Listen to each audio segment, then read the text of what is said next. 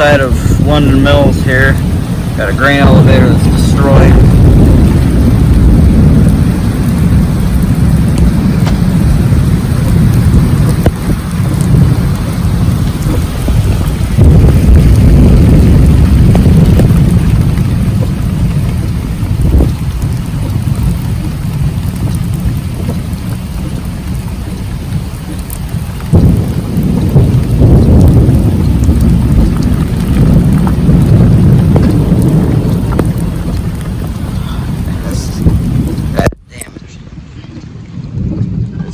Power pole over there that's twisted off.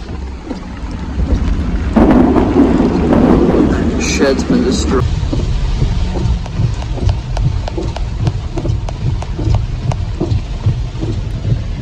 Numerous large industrial buildings have been destroyed.